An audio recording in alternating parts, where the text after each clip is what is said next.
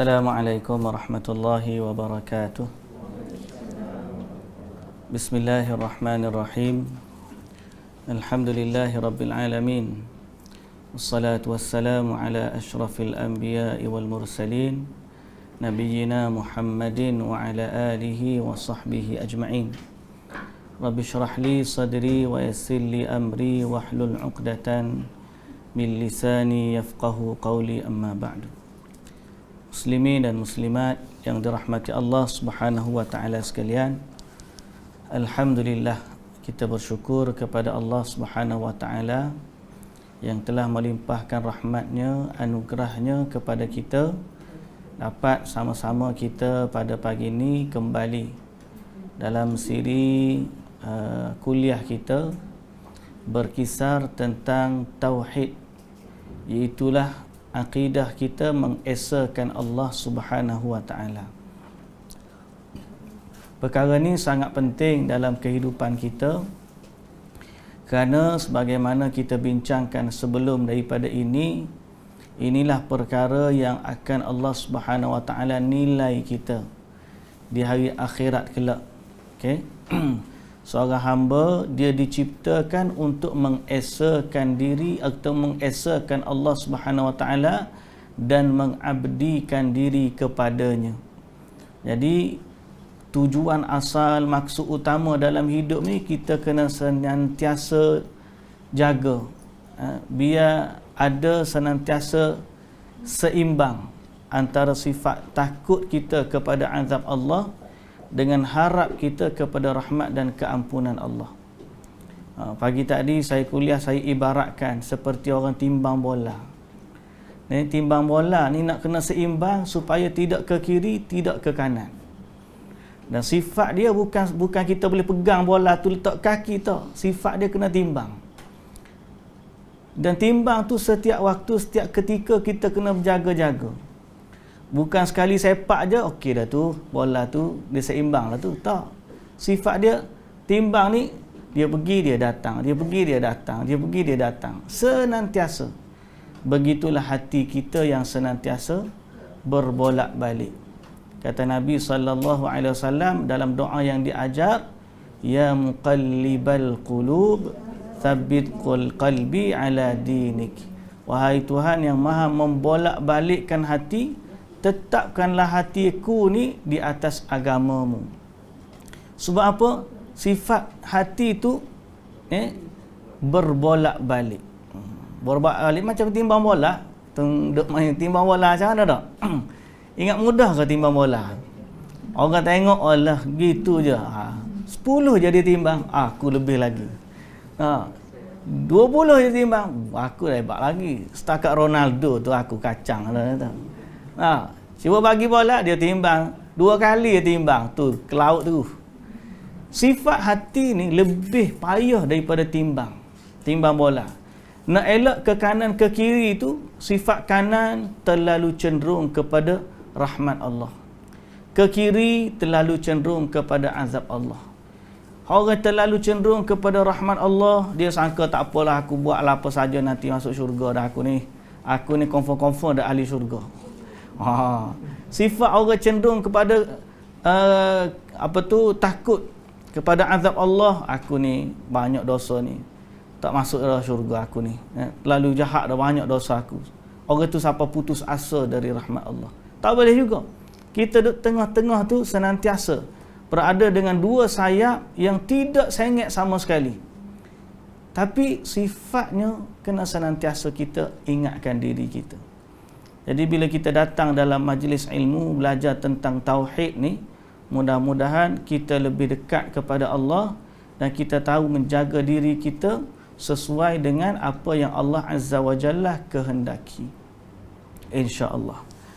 Muslimin dan muslimat yang dirahmati Allah, hari ini sebagaimana kita sebut sebelum ni pun, kita dalam perbahasan tauhid berpandukan ayat-ayat Al-Quran dan hadis-hadis Nabi sallallahu alaihi wasallam berkaitan dengan tauhid.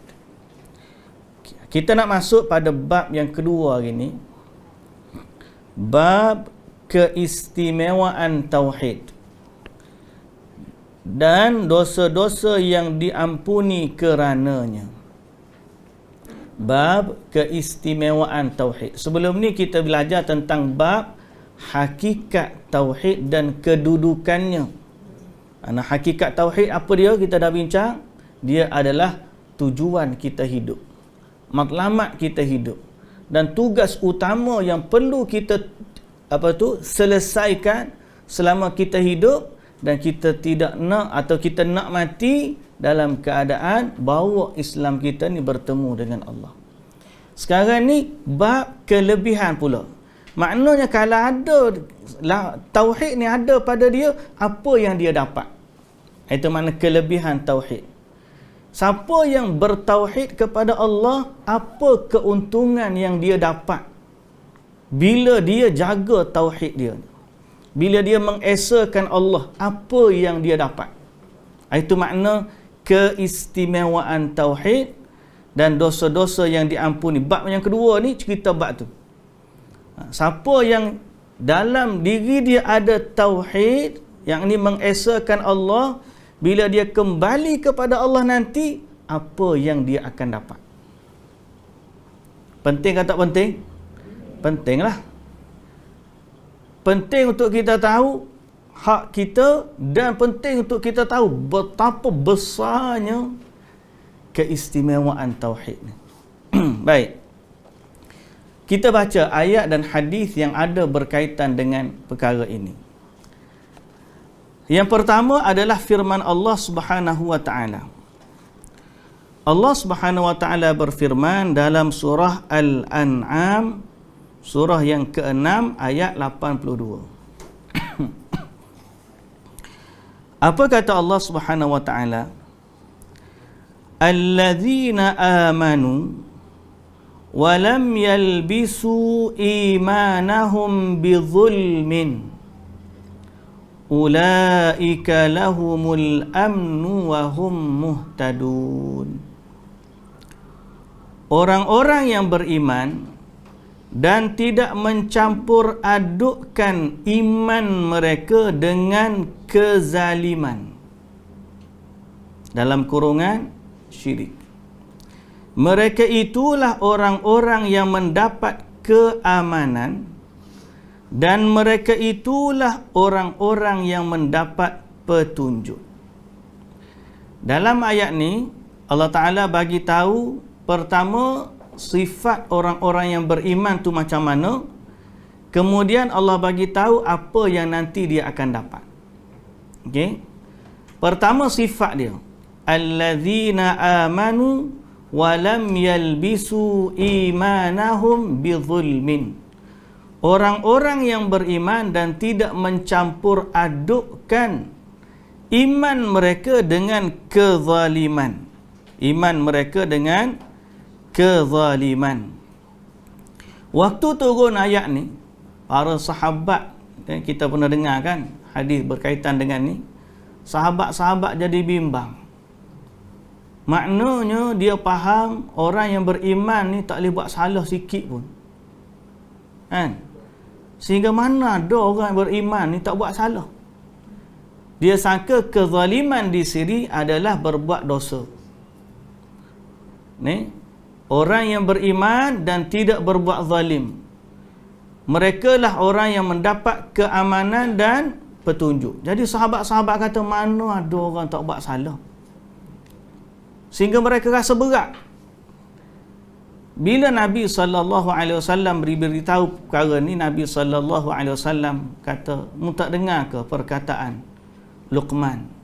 Dalam surah Luqman, Luqman pernah nasihat kepada anaknya, ya bunayya la tusyrik billah inna syirka la zulmun azim. Wahai anakku, janganlah kamu mensyirikkan Allah, kerana sesungguhnya syirik itu adalah kezaliman yang besar. Jadi berdasarkan perkataan Nabi SAW itu yang merujuk kepada ayat dalam surah Luqman, kita faham bahawa zalim dalam ayat ni adalah syirik. Maknanya orang yang beriman dan tidak syirik. Sama dengan yang kita bincang pada minggu lepas. Kita bincang dua syarat kali dua rukun la ilaha illallah. Apa dia? An-nafyu dan itsbat. Ingat tak? Nafi dan itsbat. Nafi maknanya nafi syirik. Nafi menafikan sekutu bagi Allah. Itsbat mengisbatkan, mensabitkan keesaan ini hanya bagi Allah. Jadi ayat ni pun sama. Orang yang beriman dan tidak mencampur adukkan dengan kesyirikan. Ini penting supaya apa? Supaya kita tahu iman ni dia kena ikhlas kerana Allah, yakni murni. Tidak boleh dicampur aduk. Okey? Kadang-kadang syirik ni dah nama pun syirik dah. Syirik ni kongsi. Bukan makna kita tak beriman kepada Allah. Orang yang syirik tu kadang-kadang dia beriman je kepada Allah. Tapi yang masalah berlaku ialah bercampur dengan kesyirikan. Kan? Tengok orang kadang-kadang dukun. Tahu dukun? Bomoh. Bomoh ni kadang-kadang dia lah ustaz, dia lah bomoh. Kita panggil uskun. Ustaz dukun. Bukan buah sukun. Uskun. Ustaz dukun. Dialah ustaz, dialah dukun. Waktu di masjid, dia ustaz. Balik rumah, dia dukun. Di masjid, sembah Allah, Allahu Akbar. Waktu bomoh, baca menteri tu, baca jampi tu. Di masjid, minta tolong dengan Allah. Balik rumah, minta tolong dengan wali-wali ataupun ahli naubah ataupun penjaga-penjaga. Zaman dulu yang penjaga ni orang panggil mambang. Mambang tanah, mambang air, mambang api dan mambang angin. Lepas tu tak ingat ada ayat tu. Mambang, segala mambang tak ingat adalah. Tapi maknanya dalam dulu dia minta dengan mambang. Minta dengan mambang ni sebab dia percaya mambang ni lah jaga bumi, jaga tanah, jaga air, jaga api, jaga angin. Penjaga.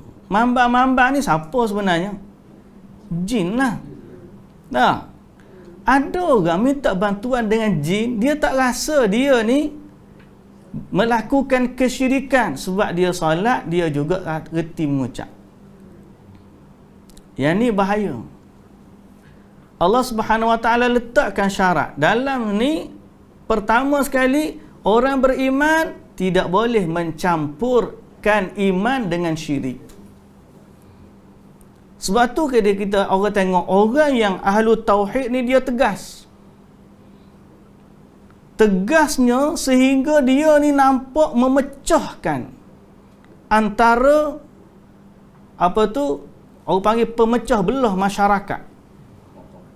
Kan ada satu video Ustaz Riyad, dia sebut apa? Orang gelar ahli tauhid ni pemecah belah masyarakat. Okey? Jadi dia mengajak kita janganlah pecah belah masyarakat, kita satukan masyarakat. Muslimin dan muslimat yang dirahmati Allah, ayat tu cantik. Tapi kita kena faham apa maksud pecah dan apa maksud bersatu. Kalau maksud pecah ni maknanya memecahkan antara iman dan syirik, makna tu penting, perlu. Sebab apa? Wala talbisul haqqa bil batil. Allah Ta'ala kata jangan kamu campur adukkan kebenaran dengan kebatilan. Kalau istilah kita nak bersatu, maknanya orang buat syirik mu jangan marah. Orang buat salah mu jangan tegur. Kita bersatu dalam keadaan tu, itu adalah persatuan yang dibenci oleh Allah. Pasal apa? Kita tak buat amar ma'ruf nahi munkar. Tapi kalau pecah tu maknanya memecahkan antara hak dengan batil, memecahkan antara tauhid dengan syirik, mana itu penting. Pasal apa? Syirik dengan tauhid ni tidak boleh bersatu. Bukankah Umar Al-Khattab juga digelar sebagai Al-Faruq? Al-Faruq ni apa? Pembeza atau pemecah. Kenapa? Sebab dengan Islamnya Umar, maka terpisahlah antara kebatilan dengan kebenaran. Orang tahu mana batil, orang tahu mana betul. Digelar Umar Al-Faruq. Okey? Quran juga dipanggil Al-Furqan. Kenapa Al-Furqan? Kerana Quran ni membezakan, memisahkan antara yang mana betul dengan yang mana salah. Jadi kalau maknanya memecahkan tu antara kebenaran dengan kebatilan, maka kita setuju. Dan kalau bersatu tu bererti mencampur adukkan antara kebatilan dengan kebenaran, maka kita pun tak setuju. Pasal apa? Sebab Al-Quran ajar kepada kita, keimanan dengan kesyirikan ni tidak boleh bercampur. Boleh faham tak? Orang kita kadang-kadang kita ni jangan bergaduh. Jangan bergaduh dalam erti kata, orang buat syirik jangan marah. Ai pelik tu. Kan? Orang buat maksiat jangan tegur. Mana boleh? Ikut orang tu lah nak buat sunnah ke nak bid'ah ke, mudah diam-diam je. Jangan cakap apa. Seolah-olah orang tu dia buat apa saja yang dia nak buat. Tidak boleh. Dalam Islam, kebenaran dengan kebatilan mesti jelas. Syirik ni tidak boleh bercampur dengan tauhid. Kalau bercampur antara syirik dengan tauhid, apa jadi? Rosaklah tauhid. Tu je. Kalau kata uskun tadi, dialah ustaz, dialah dukun. Sampai di hari akhirat, hak mana yang dominan? Syirik ke tauhid? Syirik membatalkan tauhid dia. Okey? Melainkan dia bertaubat daripada kesyirikan dia, barulah tauhid tadi akan dominan. Barulah tauhid tadi menghapuskan dosa-dosa dia.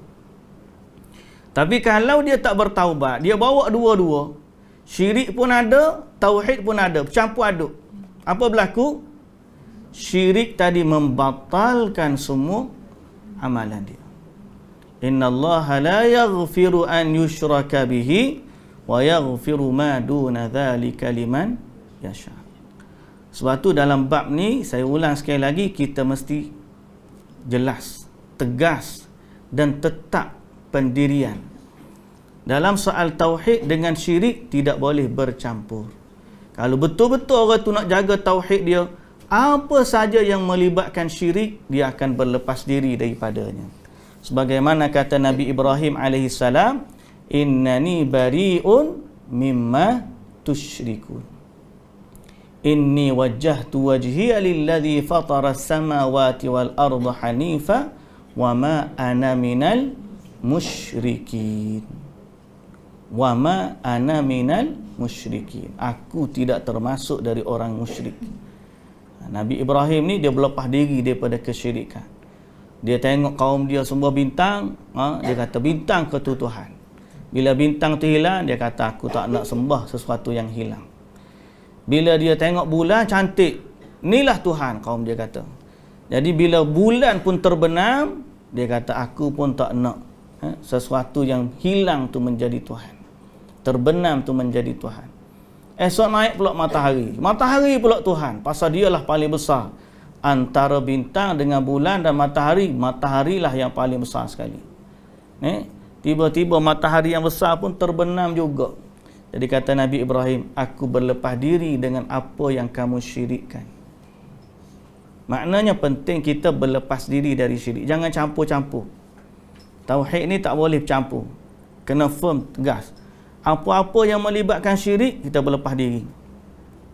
Okey, kalau ada di rumah tu kerih keramat ke, batu azimat ke, tangkal-tangkal ke, semua benda tu balik berlepas diri daripadanya.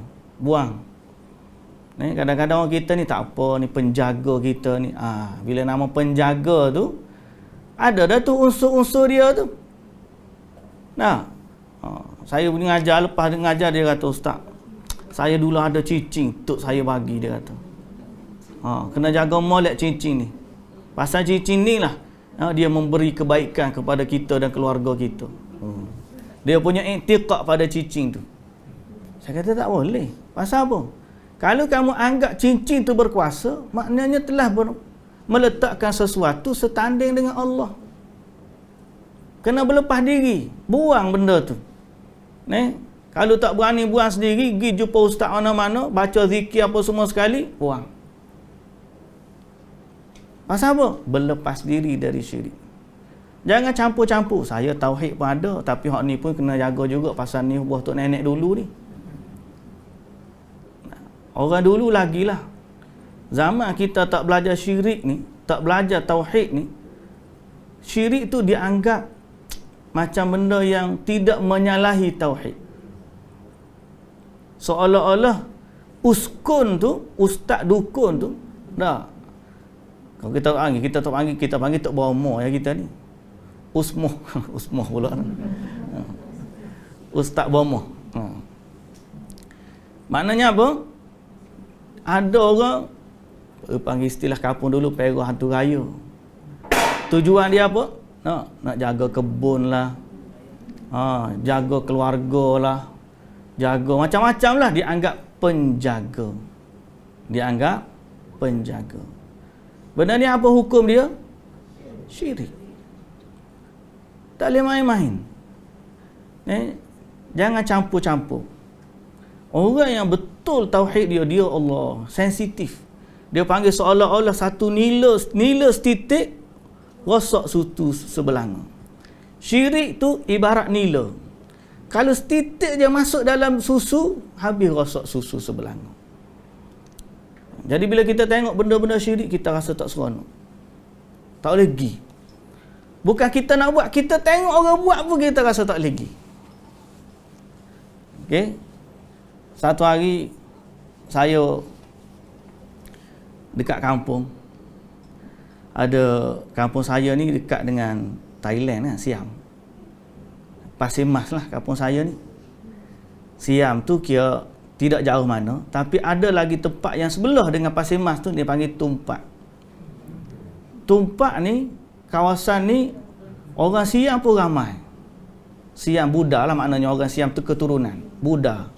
Di situlah adanya sleeping Buddha hak besar, terbesar di Asia Tenggara ke Asia. Jadi waktu ada syekh saya datang ke Kelantan lah.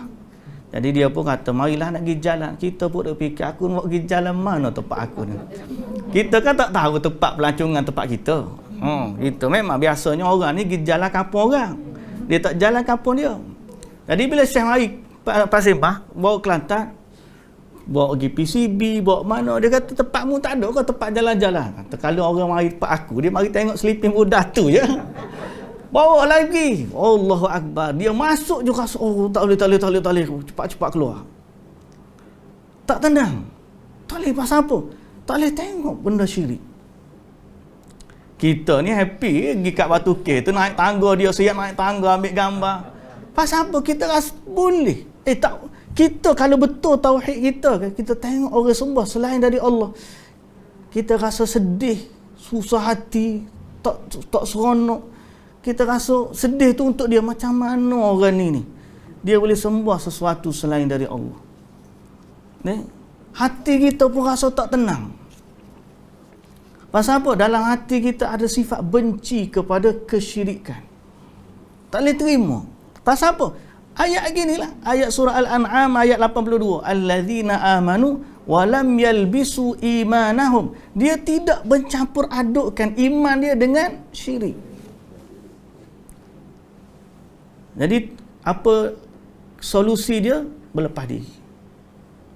Apa saja bentuk kesyirikan, berlepas diri. Sama ada syirik besar ataupun syirik kecil. Okey, itu kita nanti panjang lagi. Apa yang dia dapat keuntungan dia? Ulaika lahumul amnu wa hum muhtadun. Okey, bagi mereka al-amnu. Amnu ni bukan parti dia, amnu tu lain. Ini amnu. Musim-musim pilihan raya ni nak makan baca ayat ni pula ni. Wa hum muhtadun, mereka lah mendapat petunjuk. Tengok tu.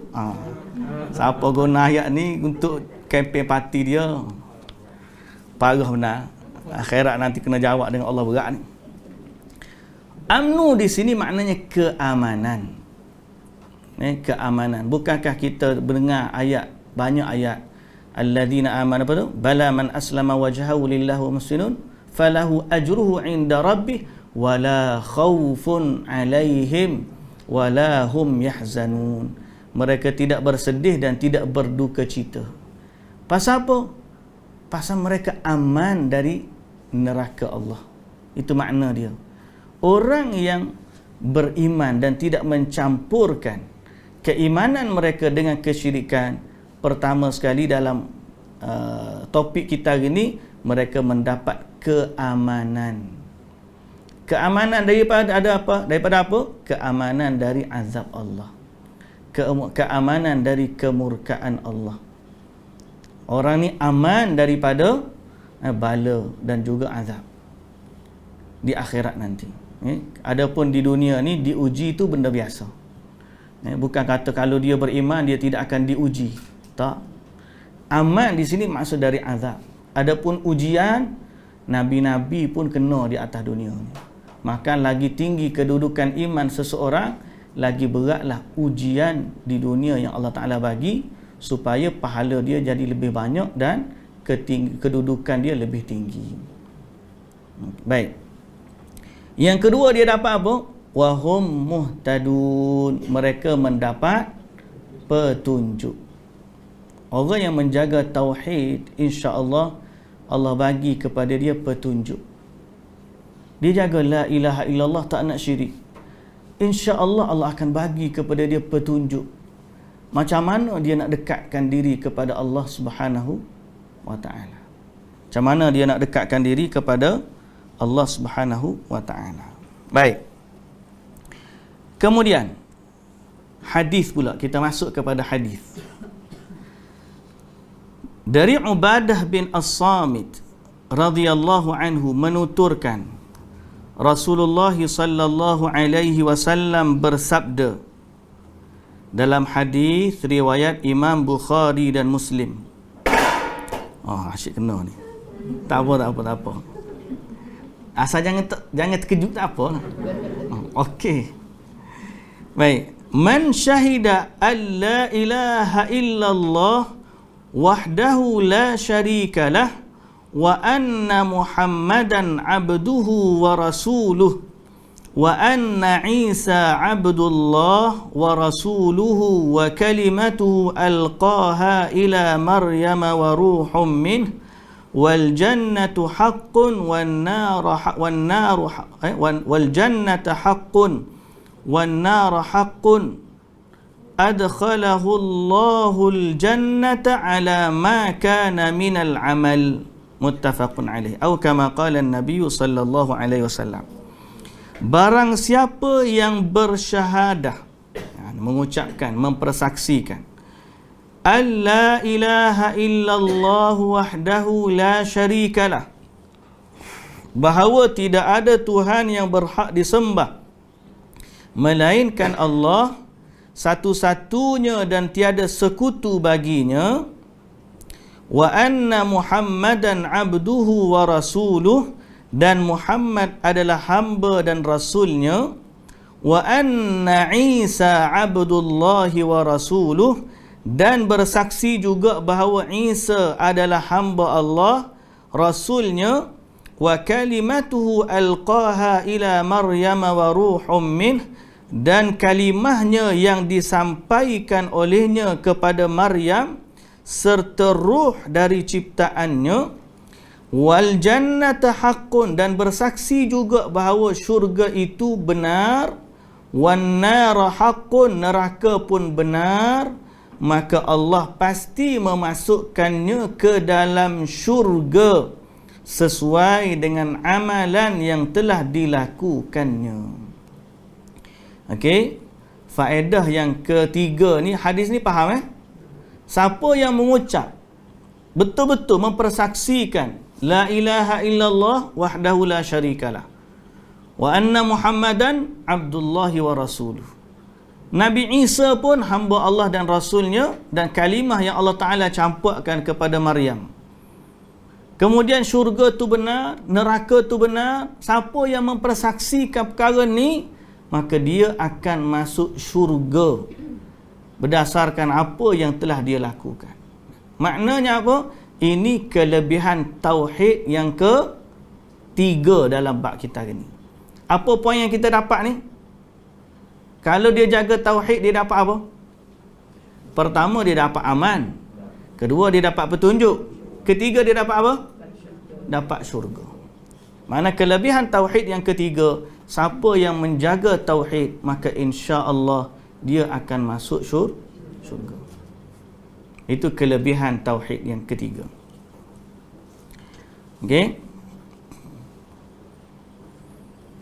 Sebab tu kita kata kalimah tauhid ni anak kunci syurga. Tak ada tauhid, baik setara mana pun tak akan masuk syurga. Yang tu yang kita sebut contoh sebelum daripada ni. Bayangkan ada bangunan tinggi 60 tingkat. Naik tangga tingkat pertama, tingkat kedua. Bukan naik lift ni, naik tangga. Kalau naik lift tu boleh kira, tapi tak ni, naik tangga.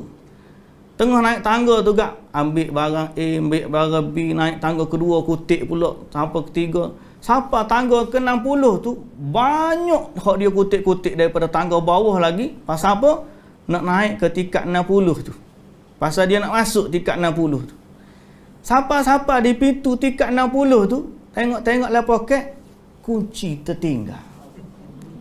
Kunci tak bawa. Bayangkan keadaan masa tu. Boleh masuk, tak boleh masuk? Tak boleh masuk, kunci tak ada. Habis tu hak 60 tingkat ada bawa barang habis semua sekali ni, nak buat gimana? Tak ada, tak boleh masuk. Nak turun balik semula ambil anak kunci, tak boleh dah. Habis tu campur habis semua. Tak boleh masuk juga.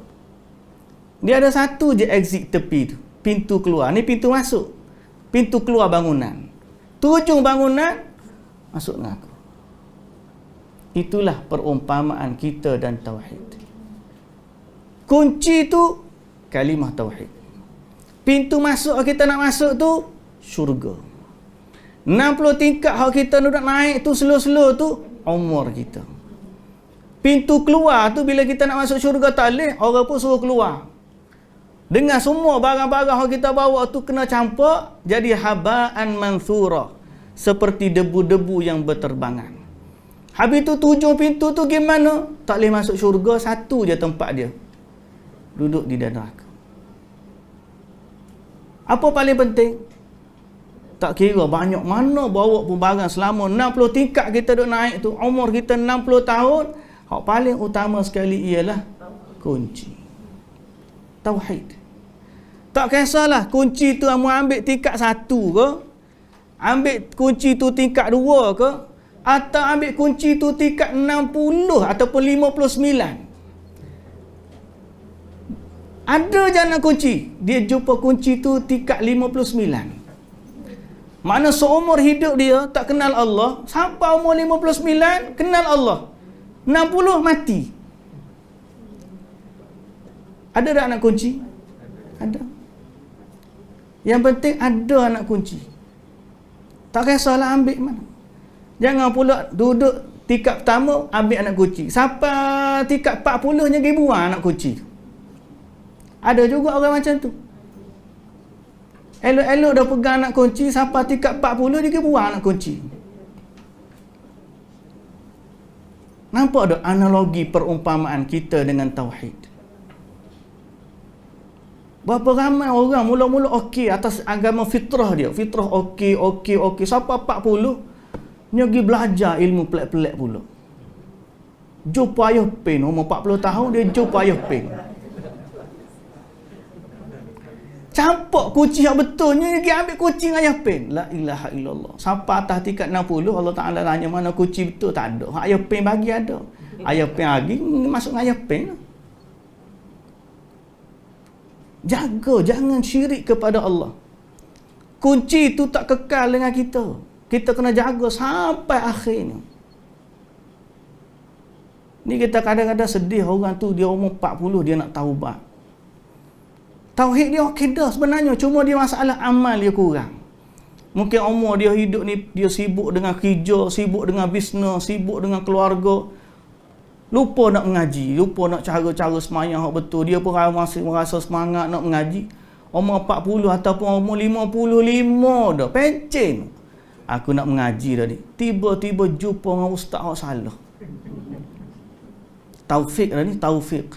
Minta dengan Allah, ya Allah, tunjukkanlah kami kebenaran. Sebagai kebenaran, biar kami ikut kebenaran. Minta hidayah dengan Allah.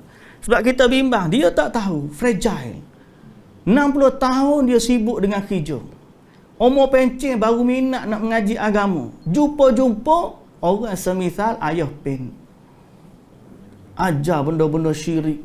Minta tolong dengan wali, minta tolong dengan ahli naubah. Ajar pakai tangkal, azimat. Buat amalan-amalan syirik. Belum apa tu, ambil ayam, potong paruh, potong kuku, pergi buat hidangan tempat kubur. Benda-benda yang syirik. Tuan-tuan, Assalamualaikum. 60 tahun pegang anak kunci. Setingkat atau 2 tingkat je lagi nak jumpa pintu nombor besar sekali. Dia campur, dia tauhid dia okey, semua masalah sebelum tu dia kurang belajar. Fitrah dia okey. Dia tak kenal pun sebelum daripada tu. Ahli naubah pun dia tak kenal, mambang pun dia tak kenal, nak dukun pun dia tak kenal. Dia hanya kenal la ilaha illallah, basic syahadah. Okey lagi selama dia tidak syirik. Apa dah? Ustaz, dia tak buat amal, tapi dia ada tak syirik? Tak ada, cuma dia ni setara tu lah. Setara dia mengucap kecil-kecil dulu. Siapa umur 60 tahun, lagu tu lah dia. Okey. Selama la ilaha illallah dia tidak tercemar dengan kesyirikan. Tapi kalau umur 60 masa tu, bukan tak nak bagi galakan belajar. Hati-hati belajar biar bila jumpa yang betul. Mengajak kita mentauhidkan Allah. Ni umur 60 jumpa ustaz ni ajar kalau buat begini nanti aduh makhluk mari jaga kita. Dah. Tak kira lah ajaran dia tu nampak cantik lah baca bismillah. 41 kali kita tidur, sebelum kita tidur baca bismillah 41 kali. Kita minta dengan ahli naubah jaga kita selama kita tidur. Bukankah Allah, Nabi SAW ajar baca ayat kursi, baca amanar rasul, baca 3 qul, baca bismikallahumma ahya wa amut, baca doa-doa tidur yang lain. Tiba-tiba mari minta ahli naubah jaga. Kenapa minta dengan ahli naubah, tak minta dengan Allah? Nah, bahaya ke tak bahaya? Bahaya. Hak tu buat ahli naubah. Mari pula hak ni ada keris keramat. Hak ni ada cincin keramat. Hak ni macam-macam alat kebesaran hak dia jaga. Semua tu dia bergantung dengan benda-benda tu, dia lupa kepada Allah. Akhir sekali kunci hak dia basic je. Belum ni dia ada kunci, cuma kunci dia basic je. Tak apalah, asal kunci tu basic pun valid tak apa. Tuan-tuan, kunci ni tak kira lah buat dengan temaga, kau buat dengan emas, kau buat dengan besi, kau buat plastik sekalipun. Yang penting gigi dia betul boleh buka.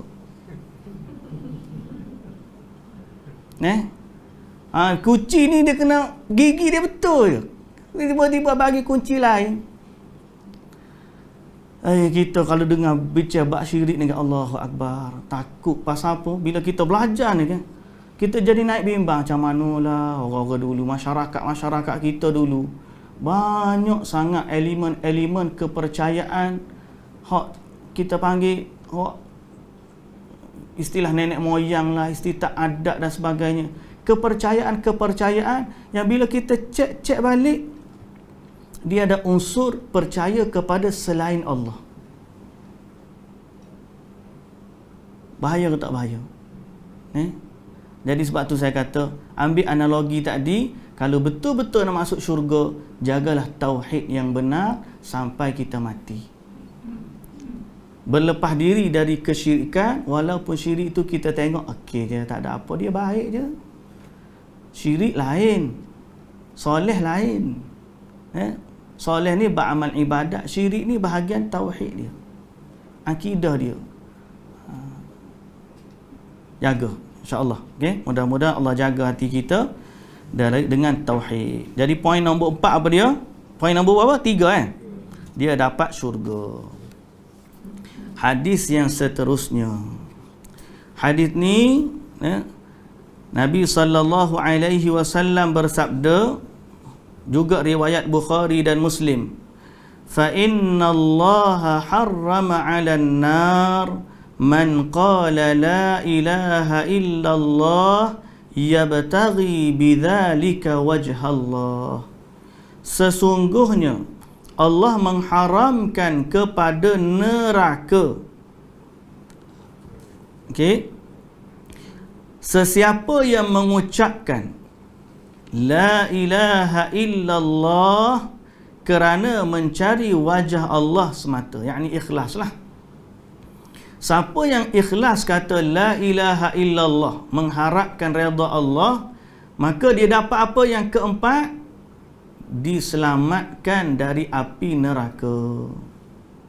Pasal apa? Allah haramkan siapa yang mengucap la ilaha illallah daripada neraka. Neraka mu tak boleh makan, Allah haramkan ke atas neraka. Mu tak boleh azab orang yang mengucap la ilaha illallah dengan ikhlas. Itu satu ketetapan yang Allah bagi kepada neraka. Fa innallaha harrama 'alan nar. Allah dah haramkan kepada neraka daripada membakar orang-orang yang mengucap kalimah la ilaha illallah dengan ikhlas. Jadi ini kelebihan nombor 4. Siapa yang jaga tauhid, dia selamat dari api neraka. Clear, jelas. Sama juga perumpamaan kita tadi. Kalau dah ada kunci, insya-Allah masuk. Dan dia selamat daripada api neraka. Tapi kalau tak ada kunci, dia tak boleh masuk syurga, dia akan dimasukkan ke dalam neraka. Wal iyadzu billah, kita berlindung kepada Allah daripada api neraka. Baik. Itu kelebihan dia yang keempat. Kelebihan dia yang kelima. Diriwayatkan dari Abi Sa'id Al-Khudri radhiyallahu anhu bahawa Rasulullah sallallahu alaihi wasallam bersabda, qala Musa ya Rabbi allimni syai'an adhkuruka wa ad'uka bihi. Allimni syai'an adhkuruka wa ad'uka bihi. Qala qul ya Musa la ilaha illallah. Qala ya Rabbi kullu ibadika yaquluna hadha. Qala ya Musa law anna as-samawati as-sab'a wa 'amirahunna ghairi wal aradina as-sab'a fi kiffatin wa la ilaha illallah fi kiffah malat bihinna la ilaha illallah. Hadis riwayat Ibnu Hibban dan Al-Hakim dengan menyatakan bahawa hadis ini adalah sahih. Baik, maksud dia, dalam satu hadis Nabi sallallahu alaihi wasallam menceritakan tentang Nabi Musa waktu dia berdialog dengan Allah. Nabi Musa ni antara kelebihan dia apa dia? Dia ada boleh berkata-kata dengan Allah. Kalimullah. Allah Ta'ala kata wa kallamallahu Musa taklima. Allah berkata-kata dengan Nabi Musa. Ada Nabi Musa ni dia boleh bercakap dengan Allah sebagai dengan berdialog, gitulah. Jadi antara yang Nabi Musa minta dengan Allah, kata Nabi SAW, Nabi Musa berkata kepada Allah, ya Rabbi, wahai Tuhanku, allimni syai'an adhkuruka wa ad'uka. Ya Allah, ajarkan kepadaku sesuatu untuk berzikir dan berdoa kepadamu. Allah berfirman, katakanlah wahai Musa, la ilaha illallah. Jadi bila Nabi Musa minta zikir kepada Allah, zikir yang istimewa lah ni. Minta zikir, aku nak zikir kepadamu dan aku nak berdoa. Aku nak berdoa kepadamu. Nak sebut macam mana? Ya Allah. Jawab Allah, katalah la ilaha illallah. Nabi Musa jawab, ya Tuhanku, semua hamba-Mu mengucapkan ini. Ya Allah, nak hak special. Hak orang lain tak minta. Hak ni orang lain sebut berlaku. Semua orang lain sebut la ilaha illallah. Nabi Musa nak sesuatu yang istimewa, yang tidak disebut orang. Allah pun berfirman, ya Musa, hai Musa, andai kata ketujuh langit dan penghuninya selain aku, 7 lapis langit dengan seluruh penghuni langit, seluruh penghuni langit, hak ada di langit daripada bintang, bulan, matahari, galaksi, hak tu hak zahir, hak batin pun malaikat hak ada di langit, Baitul Ma'mur dan semua yang ada di langit ni, serta 7 lapis bumi. Hak di bumi pula, 7 lapis bumi ni semua sekali kumpul, 7 lapis langit, 7 lapis bumi dengan semua penduduk dan penghuni dia ni diletakkan pada daun timbangan. Kifah. Daun timbangan ni apa? Daun timbangan. Tuan-tuan pernah tengok dacing tak? Dacing. Bukan ngepeng lah, sekali lagi bukan ngepeng. Bukan kempen. Kebetulan sebut hari ni. Dacing. Tahu dacing? Ada 2 penimbang. Satu ni dalam bahasa Arab dipanggil kifah. Satu dia terbun daun timbangan. Kita panggil apa? Neraca. Satu piring. Satu piring dia. Bahasa Kelantan kita panggil ceper. Ni satu piring dia, yang ni satu piring. Andai kata seluruh langit dan bumi, 7 lapis ni dengan penghuni-penghuninya diletakkan di satu piring timbangan. Kemudian di sebelah lagi letak la ilaha illallah. Dia sifat timbangan hak jenis ceper, hak jenis piring dacing ni, dia guna pemberatan. Kita letak sini 1 kilo, kita pun letak barang hak kita nak beli 1 kilo. Lama sekali dia pun jadi sama, tu maknanya berat dia 1 kilo. Dia ada dah besi-besi hak dia letak kan. Letak besi ni 1 kilo jadi 1 kilo. Letak 2 kilo, jadi kita letak barang biar jadi seimbang. Tahulah kita, hak barang ni juga sama, nilai dia 1 kilo. Jadi timbangan ni dia akan mana berat mana ringan, hak berat dia akan duduk bawah, hak ringan naik atas. Jadi kata Nabi SAW, kalau 7 lapis langit dan 7 lapis bumi serta penghuninya semua sekali selain Allah letak duduk di satu daun, satu piring, kemudian kalimah la ilaha illallah tu je letak di satu piring lain, nescaya kalimah la ilaha illallah ni akan lebih berat daripada langit dan bumi. Besarnya kelebihan dan kemuliaan kalimah la ilaha illallah. Jadi maknanya kalimah tauhid ni jangan dilihat pada pendeknya perkataan. Dia tak banyak. La ilaha illallah. 4 perkataan. La ilaha illallah. Tapi 4 perkataan ni kalau ditimbang dengan langit dan bumi, di timbangan Allah dia lebih berat daripada langit bumi. Dahsyatnya kalimah ni.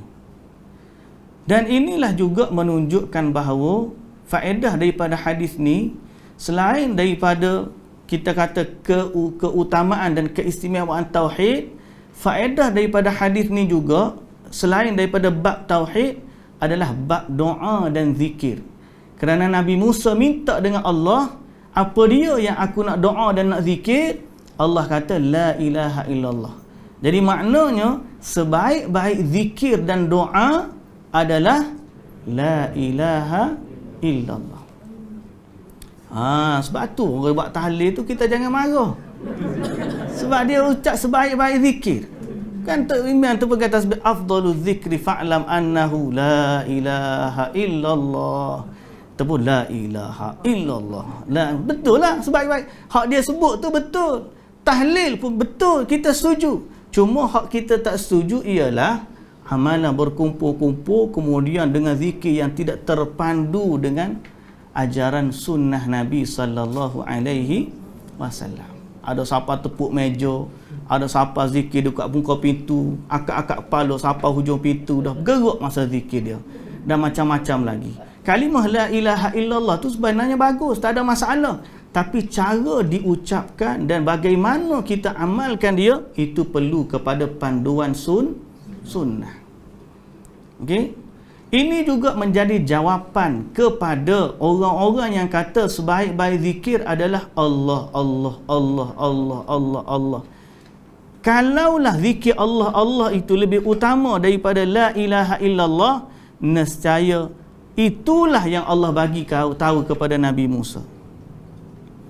Tapi bila Nabi Musa minta dengan Allah, Allah kata la ilaha illallah. Dan begitulah Nabi kita Muhammad sallallahu alaihi wasallam waktu menggalakkan orang berdoa di padang Arafah. Nabi kata khairud du'a du'ai Arafah. Sebaik-baik doa adalah doa di hari Arafah, di padang Arafah. Waktu tengah wukuf, itulah sebaik-baik doa. Wa khairu ma qultu ana wan nabiyyuna min qabli.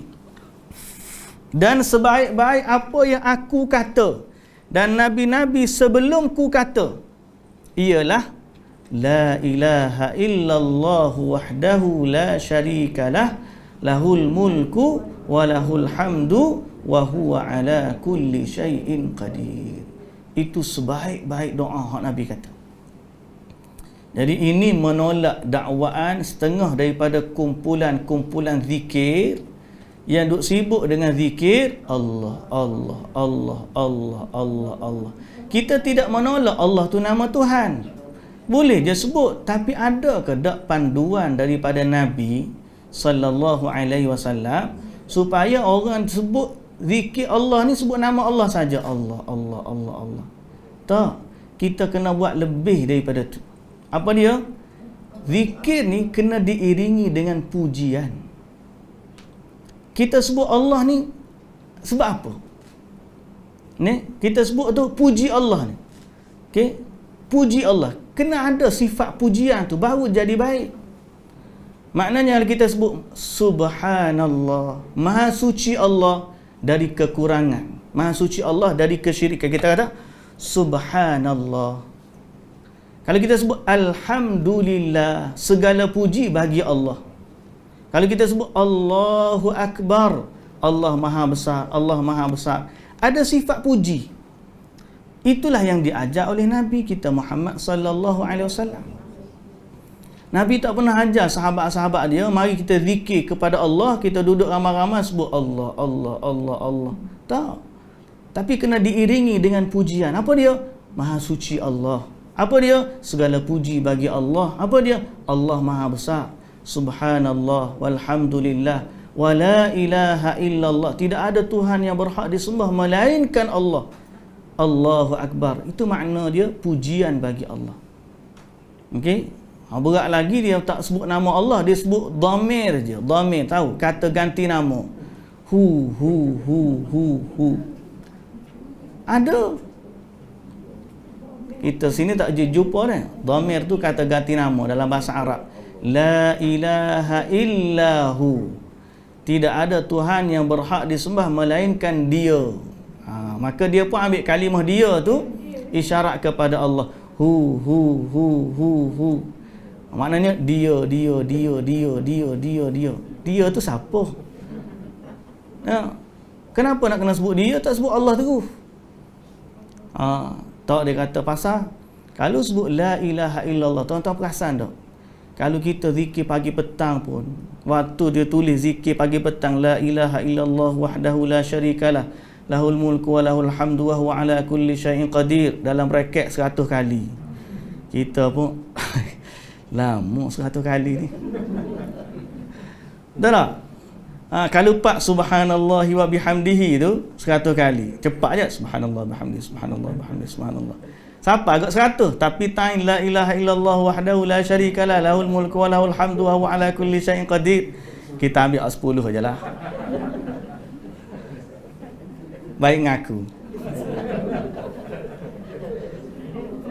Macam mana dia nak zikir la ilaha illallah panjang? Sebab Tok Guru dia kata kena zikir 1000 kali sehari, 10,000 kali sehari. Memang taklah kalau la ilaha illallah wahdahu la syarikalah, lahul mulku wa lahul hamdu wa huwa ala kulli syai'in qadir 100 kali pun kita pilih 10. Cuba kalau tepuk 1000 kali, yang tu ya duk main hu cepat lah. Hu. Memang boleh lah 1000 kali. Pandai dia nak suruh nampak zikir dia banyak. Hak mu zikir banyak apa? Hu. Cepat. Tak ada habis duha tu 10,000 kali. 10,000 kali. Kita tengok dia punya biji tasbih tu macam kata basikal dia pun laju. Pusing tu. Dia berapa tahu? Pasal apa? Sebab lari daripada landasan sunnah. Nabi tak pernah ajar sampai 10,000 kali, 1000 kali. Biarlah kita sebut 100 kali pun, tapi cukup sempurna sebagaimana yang diajar oleh Nabi kita Muhammad sallallahu alaihi wasallam. Tak boleh 100 kali, 10 kali pun tak apa dah, tapi biar sempurna sifat. La ilaha illallah wahdahu la syarikalah, lahul mulku wa lahul hamdu wa huwa ala kulli syai'in qadir. Jangan duk main kat ambil Allah. Memang hu. Pasal apa? Nak cukup. Oi. 10,000 kali kalau baca la ilaha illallah wahdahu la syarikalah, lahul mulku wa lahul hamdu wa huwa ala kulli syai'in qadir 10,000 kali memang tak kerja. Sampai maghrib tu kena apa? Pakai net tu. Nak suruh sesak nafas. Betul. Bila kita lari daripada sunnah, nampaklah kepincangan dia. Jadi hadis yang sebut Nabi Musa minta dengan Allah zikir dan doa terbaik ni, Allah kata sebaik-baik dia adalah kalimah tauhid, la ilaha illallah. Jadi kita panggil pula, apa yang kita dapat bila kita sebut la ilaha illallah? Kita dapat sebaik-baik zikir dan doa.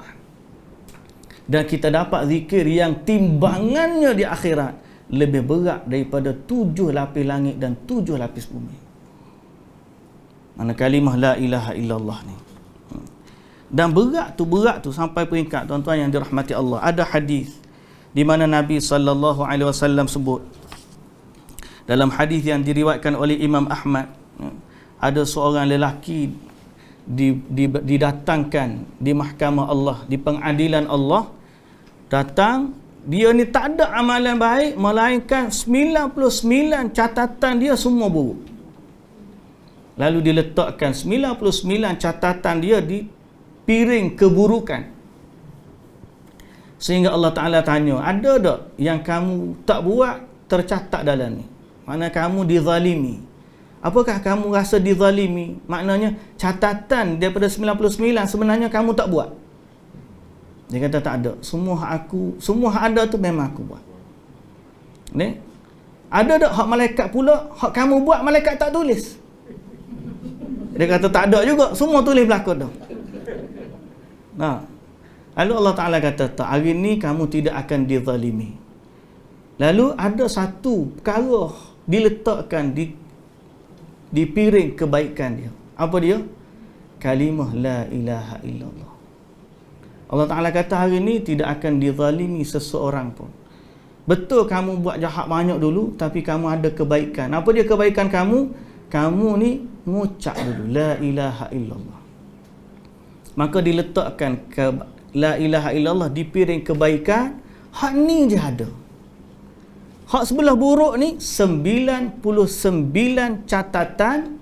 Setiap catatan tu panjang dia saujana mata memandang, maddal basar. Setiap satu daripada 99 sejauh mata memandang.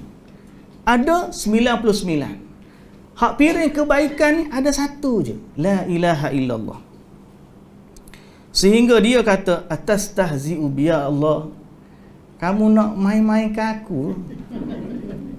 Tak percayanya dia, takkanlah hak baik ni boleh mengalahkan keburukan. Tapi Allah Ta'ala kata hari ni tidak akan dizalimi seorang pun. Tapi kerana beratnya kalimah la ilaha illallah tu, bila diletakkan di atas timbangan tu, dia lebih berat daripada keburukan yang dia buat. Akhirnya Allah Ta'ala ampunkan dosa kawan ni dan masukkan dia ke dalam syurga. Besarnya kalimah la ilaha illallah. Cuma bukan sebut main-main lah. Maknanya kata Ibn Taymiyah rahimahullah, hadza rajulun qalaha bisidqin wa ikhlasin wa yaqinin. Kerana orang ni waktu dulu atas dunia, walaupun bab lain dia jahat, tapi bab la ilaha illallah dia ucapkan dengan jujur, ikhlas dan yakin. Bab lain memang dia jahat, ada orang begitu. Bab lain memang tak boleh pakai lah. Tapi bila bab la ilaha illallah, dia kata aku pada bab ni no kompromi. Mu jangan main-main dengan Tuhan, mu jangan main-main. Dia marah kalau buat syirik. Ada orang macam ni. Tapi orang begini maknanya kena tengok betul-betul ikhlas, jujur, dia buat kerana Allah, yakin, insya-Allah. Tapi kalau tak cukup sifat, tak cukup syarat kita sebut 7 sebelum daripada ni tu, tu tak boleh jugalah. Baik. Yang terakhir, muslimin dan muslimat yang dirahmati Allah, dalam bab kita ni, kita habis bab ni, kebaikan apa yang dia dapat bila dia kata la ilaha illallah. Dalam satu hadis Nabi sallallahu alaihi wasallam bersabda, okey, hadis ni riwayat al-Imam At-Tirmizi. Hadis riwayat al-Imam At-Tirmizi. Qala Allah Ta'ala, Allah berfirman, yakni hadis ni hadis qudsi, kita panggil hadis qudsi. Allah Ta'ala berfirman, ya bani Adam, wahai anak Adam, lau ataitani biqurabil ardi khataya thumma laqitani la tushriku bi syai'a la ataituka biqurabiha maghfirah. Allah Subhanahu wa Ta'ala berfirman, wahai anak Adam, wahai anak Adam, seandainya kamu datang kepadaku dengan dosa sepenuh jagad. Jagad ni apa? Bumi. Alam buana ke kata? Alam buana tu maksud apa? Alam dunia lah. Sepenuh bumi. Sedang kamu ketika mati berada dalam keadaan tidak berbuat syirik sedikit pun kepadaku, nescaya akan aku berikan kepadamu sepenuh jagat juga, sepenuh bumi juga keampunan. Orang ni dia datang jumpa Allah, dosa banyak. Macam hadis yang kita sebut tadi lah. Cuma satu je, dosa banyak tu, banyak mana dosa dia? Seisi bumi dari dosa. Cuma satu je, waktu dia mati tu, dalam hati dia tidak ada Tuhan bagi dia melainkan Allah. Jahat jangan kira. Jahat ni memang dosa banyak. Satu je benteng terakhir dia. Dalam hati dia, dia tidak ada Tuhan melainkan Allah. Itu je harapan dia yang terakhir. Jadi Allah Ta'ala kata, wahai anak Adam, kalau kamu bawa nanti, bila mati jumpa dengan Allah, bawa seisi bumi dari dosa. Tapi waktu mati tu, kamu tidak mensyirikkan aku dengan sesuatu pun. Kata Allah Subhanahu Wa Ta'ala, akan aku bawa kepadamu seisi bumi juga dengan keampunan. Allah ampunkan dosa-dosa. Selama dia tidak syirik, Allah ampunkan dosa-dosa dia. Tapi kalau dia syirik, tidak ada ampunan baginya. Sebab tu, satu keampunan Allah ni, untuk orang hidup pun tak boleh syirik, untuk orang mati pun tidak bermanfaat baginya, tidak boleh kepadanya keampunan. Maknanya apa? Orang mati dalam syirik ni, dosa dia tidak diampunkan, pertama kerana dia tidak bertaubat kepada Allah lah, dia mati dalam syirik lah. Yang kedua, kalau orang lain nak minta ampun untuk dia pun tak boleh. Sebab dosa syirik ni menghalang daripada keampunan. Bukan dia minta ampun, tak, dia ni mati dalam syirik, tak boleh ampun dah. Orang lain nak minta ampun untuk dia pun tak boleh. Walaupun orang lain tu adalah Nabi. Nabi sendiri. Allah Ta'ala kata, waktu Nabi SAW mati, pak saudara dia kat Abu Talib, Allah turunkan ayat Quran.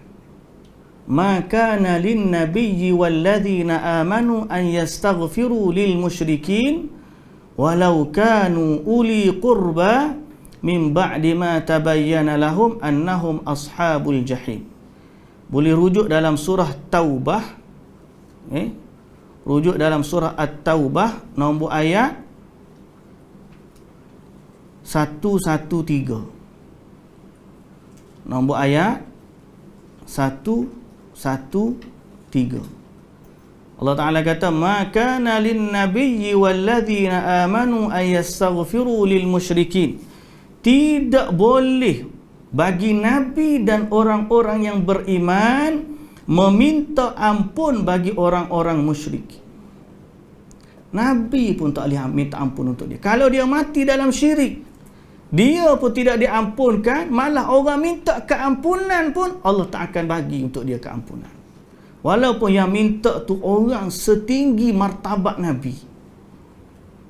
Pak, kalau kita tiba-tiba ada orang tu dia mati dalam syirik, anak dia masuk Islam, anak dia minta dengan Allah, ya Allah ampunkanlah dosa aku dan dosa kedua ibu bapa aku.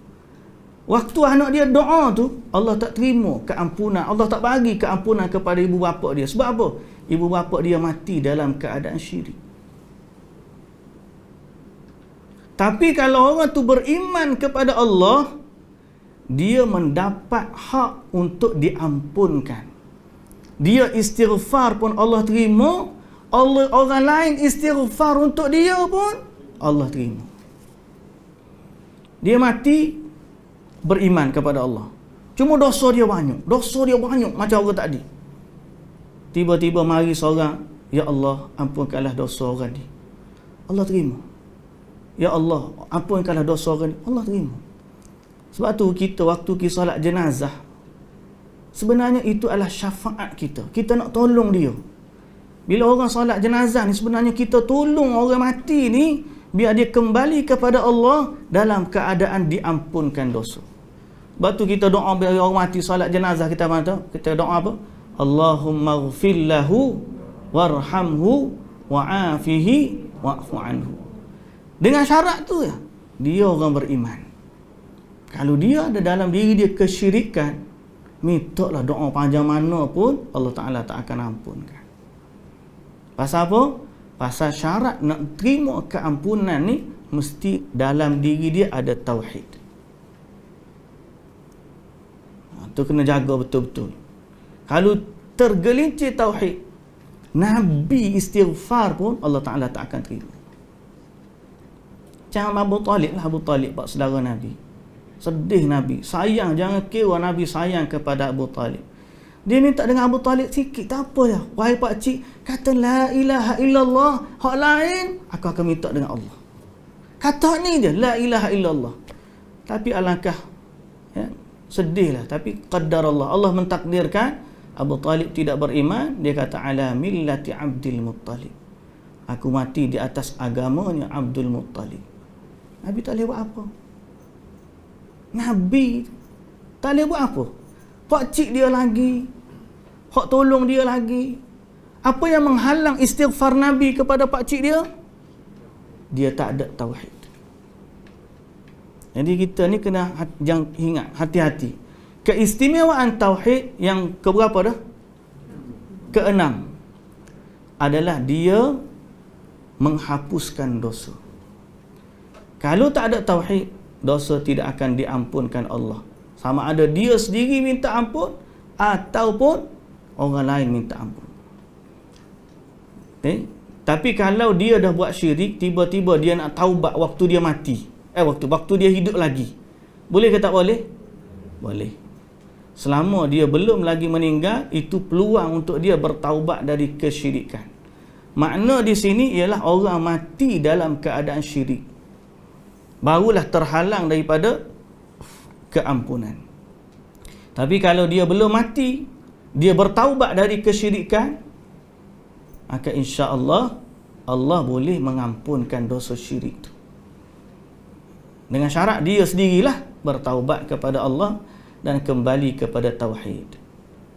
Boleh faham? Okey. Kandungan bab ni kita baca secara ringkas. Nombor 1, luasnya kurniaan Allah. Tu kita faham berdasarkan kita syarah tadi. Yang kedua, banyaknya pahala tauhid di sisi Allah. Okey. Besar lebih daripada langit dan bumi kan. Selain itu, tauhid menghapuskan dosa. Tu kita faham. Keempat, tafsir ayat dari surah Al-An'am. Surah mana tadi? Alladzina amanu wa lam yalbisu imanahum bizulmin. Iaitu tidak bercampur dengan kezaliman. Tafsirnya adalah syirik. Apabila anda mempertemukan antara hadis Ubadah, hadis Itban dan hadis sesudahnya, akan jelas bagi anda pengertian kalimah la ilaha illallah, dan akan jelas bagi anda kesalahan orang-orang yang tersesat kerana hawa nafsunya. Yang ketujuh, perlu diingat pensyaratan yang dinyatakan di dalam hadis Itban, iaitu ikhlas semata-mata kerana Allah dan tidak mempersekutukannya. Syarat hadis Itban, apa dia? Kena ada apa syarat dia?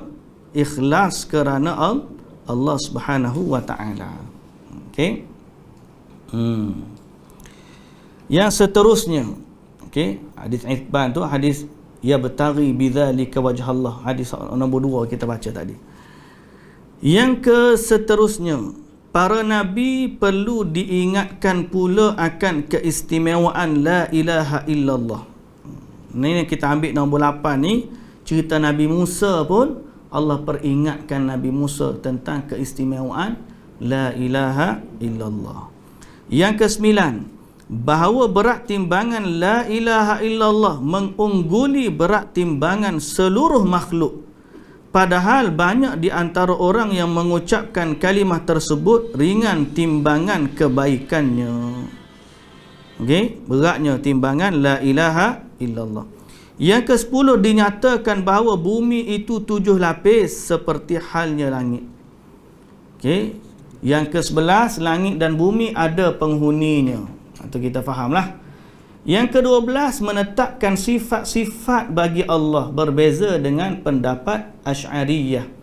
Sifat-sifat bagi Allah. Maknanya ya betari bidzalika wajhallah tadi, dia menetapkan di situ adanya sifat wajah bagi Allah. Hadis yang kata begitu. Kita ni ahli sunnah wal jamaah tak kata tentang sifat Allah, melainkan apa yang Allah kata tentang dirinya sendiri dan apa yang Nabi SAW sebutkan dalam hadis. Yang ke-13, apabila anda memahami hadis Anas, anda akan tahu bahawa sabda Nabi SAW dalam hadis Itban, maksudnya ialah dengan tidak melakukan perbuatan syirik sedikit pun, bukan sekadar mengucapkan kalimah tauhid dengan lisan sahaja. Okey, maknanya syahadah ni bukan sekadar di lisan, tapi pada perbuatan juga kena berlepas diri dari kesyirikan. Yang ke-14, perhatikanlah perpaduan sebutan sebagai hamba Allah dan Rasulnya dalam peribadi Nabi Isa dan Nabi Muhammad sallallahu alaihi wasallam. Ini faedah luarlah. Ini faedah berkaitan dengan Nabi, bukan berkaitan dengan tauhid. Iaitulah Nabi Isa dan Nabi Muhammad ni dua-dua adalah hamba Allah dan dua-dua tu adalah Rasul Allah. Yang ke-15, mengetahui keistimewaan Nabi Isa sebagai kalimah Allah. Yang ni pun di luar daripada topik kita, cuma faedah daripada hadis tadilah. Okay. Yang ke-16, mengetahui bahawa Nabi Isa juga adalah ruh di antara ruh-ruh yang diciptakan oleh Allah. Yang ke-17, mengetahui keistimewaan iman kepada kebenaran adanya syurga dan neraka. Yang ke-18, mengetahui sabda Nabi sallallahu alaihi wasallam sesuai dengan amal yang telah diperbuatnya. Nombor 18 ni maknanya apa? Ala ma kana min amal, maknanya orang masuk syurga ni berdasarkan hadis ni, masuk syurga tu ada macam-macam tahap dan darjat sesuai dengan amalnya. Bahasa mudah kita kata, semua orang ada anak kunci, tapi kelas VIP ke tidak, hak tu tengok dia punya tiket dia. Boleh naik kereta api belaka, tapi tiket nak naik kelas mana? Tengok amalan kita lah. Kalau amalan kita ni banyak, masuk syurga duduk tahap tinggi. Tapi kalau amalan ni sikit, tauhid saja dah ada, boleh masuk syurga juga. Tak sama orang masuk syurga dengan amalan banyak dengan orang yang amalan sedikit. Tapi tauhid tu kunci untuk semua. Yang kedua, ke-19, mengetahui bahawa timbangan mempunyai 2 daun. Terdacing kita sebut tadilah. Dan yang ke-20, mengetahui kebenaran adanya wajah bagi Allah berdasarkan hadis Nabi tadi, ya betari bidzalika wajhallah. Cuma kita ahli sunnah wal jamaah, kita menetapkan walaupun kalimah wajah tu bagi Allah Ta'ala, Nabi sallallahu alaihi wasallam sebut, tapi secara hakikatnya kita tak tahu macam mana. Kita kata hanya dengan sifat yang layak bagi Allah, dan kita tak tahu kaifiatnya. Kaifiatnya kita kata wallahu ta'ala a'lam, kita tak tahu. Cuma kita beriman dengan sifat tersebut kerana Nabi sallallahu alaihi wasallam sebut. Itulah faedah daripada bab kita hari ni. Alhamdulillah, kita habis bab yang kedua. Kita akan jumpa lagi pada bab yang ketiga. Barang siapa mengamalkan tauhid dengan semurni-murninya, pasti masuk syurga tanpa hisab. Ni kelebihan atas kelebihan. Dah masuk syurga pula tanpa hisab pula. Yang ni kita baca pada pertemuan kita yang akan datang. Wallahu ta'ala a'lam. Ada soalan ke nak tanya? Saya tanya, Ustaz. Ya. Tentang Al-Fatihah yang diamalkan oleh orang kebanyakan lah. Kalau orang meninggal, marilah kita bacakan Al-Fatihah. Okay. Adakah sebarang dalil ataupun apa-apa yang membolehkan kita menghadiahkan Al-Fatihah untuk sama ada orang tua kita ataupun orang lain? Baik. Dia panggil soal pertama, soalan dia, bila kita tengok orang mati, banyak orang kita ni baca Al-Fatihah. Jadi adakah dalil yang menunjukkan perbuatan tersebut? Ini termasuk dalam bab ihda'us thawab 'alal mayyit, menghadiahkan pahala kepada si mati. Boleh ke tidak menghadiahkan pahala kepada si mati? Sebelum jawab bab Al-Fatihah tu, kita jawab umum lah.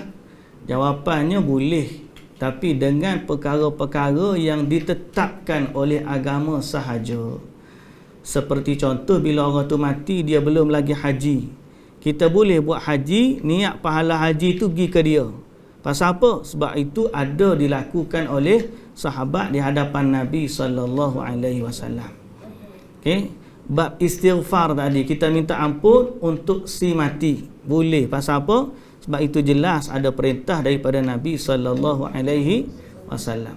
Adapun masalah sedekah Al-Fatihah ataupun sedekah amalan bacaan Al-Quran, yang ini khilaf di kalangan ulama. Ada yang kata sampai, ada yang kata tak sampai. Kalau Al-Imam Syafi'i rahimahullah, Imam Syafi'i kata tak sampai. Imam Syafi'i lah kata tak sampai. Yang kata sampai ni imam lain, Imam Ahmad kata sampai, tapi Imam Syafi'i kata tak sampai. Khilaf lah.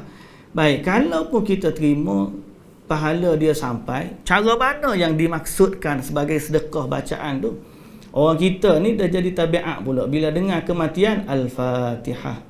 Jadi seolah-olah Al-Fatihah tu adalah bacaan tetap mengikut sunnah, bila orang mati baca Al-Fatihah. Jawapannya, perkara tersebut tidak ada asasnya daripada sunnah Nabi sallallahu alaihi wasallam. Sebaliknya, yang sunnah bila kita dengar orang tu meninggal, kita kata inna lillahi wa inna ilaihi raji'un, ataupun kita mendoakan keampunan atau rahmat untuk dia. Sebagaimana kita kata Allah yarham. Allah yarham fulan bin fulan. Ini Allah merahmati fulan bin fulan. Kita sebut Imam Ahmad rahimahullah. Kita sebut nama orang rahimahullah. Rahimahullah tu maknanya semoga Allah merahmatinya. Jadi yang tu sunnah. Itu pun kita kata mendoakan kebaikan. Kita kata Allah yarham. Allah yarham. Jadi kalau setengah orang kita tu arwah fulan bin fulan. Kalau sebut arwah tu tak ada doa. Arwah tu maknanya orang tu dah mati. Kita nak sebut orang tu dah mati. Arwah ni maknanya ruh. Jamak kepada ruh, arwah. Arwah maknanya ruh. Makna kita kata mana dia tu? Sudah di alam ruh. Jadi kita sebut nama arwah fulan bin fulan. Tapi bila kita sebut Allah yarham, Allah merahmati fulan bin fulan, di situ ada doa.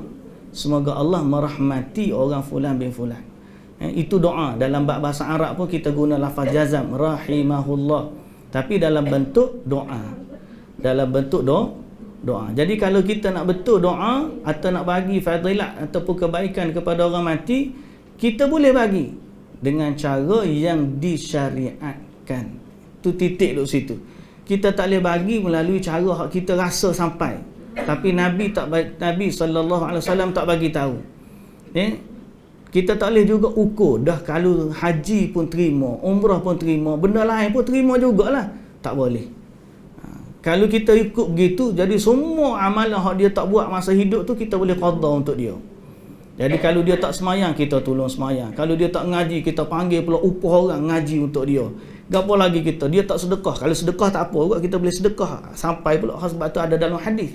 Jadi benda yang ada dalam hadis Nabi, yang Nabi ajar kepada kita sahaja yang sampai. Okey?